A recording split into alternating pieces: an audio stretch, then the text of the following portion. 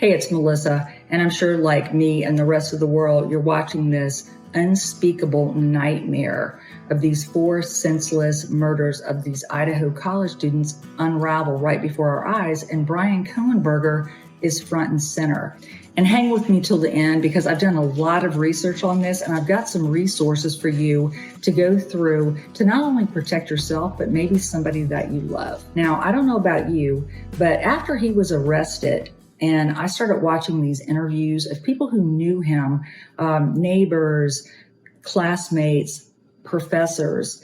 And after listening to them, I knew he's got to be a narcissist. I mean, his grandiose behavior in the academic circle.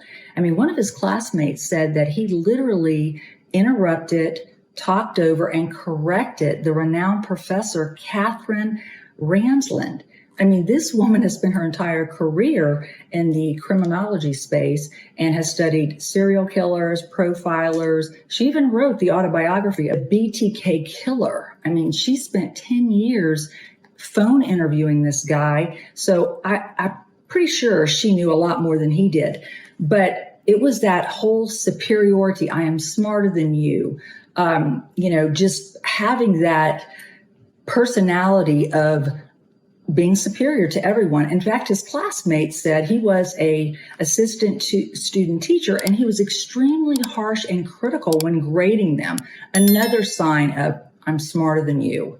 But outside the academic social circle, he was very, very awkward. And as we know, we've been there, we know that a narcissist, when they're outside their comfort zone, become very insecure, very socially awkward, to the point of being on a watch list at a bar he frequented, where he would go in and females that worked there and also that went there complained about his behavior. He would make unacceptable remarks and advances to females. And when they rejected him, he became extremely hostile and verbally abusive, to the point where they were afraid of him. And he was put on that watch list and was warned that if he doesn't tone down his behavior, he's not going to be able to go back into that bar. But watching his demeanor was probably the telltale sign for me that he was more than just a narcissist. I mean, and we ask ourselves, when does narcissism intersect with sociopathy or psychopathy? Well, in this case, I really believe it has intersected. I mean, when you watch him and his demeanor, he is eerily calm. I mean, I don't know about you, but if the police woke me up at 3 a.m. in the morning and drugged me out of my house and told me I am being charged with 4 counts of premeditated first-degree murder, I would be losing my mind. I would be screaming at the top of my lungs, "You got the wrong person. I'm innocent. Oh my God." He said nothing. Eerily calm. Could it be that he thought, they're not going to pin this on me because I'm smarter than they are? And you wonder why he waived extradition, okay? He waived it because he said he couldn't wait to get back to Idaho to proclaim his innocence and be exonerated of the crime. But what experts are saying is he wanted to know what was in the sealed envelope. And he was not going to find out until he appeared in the Idaho court, which is based on their law. So watching him in the courtroom that day, when they read the evidence against him, and the judge read the 4 counts of murder, premeditated first-degree murder, and the sentence it held, emotionless. He just said yes to each one of them, that he understood what she was saying. Eerily calm. How could anybody who's innocent be eerily calm with those charges?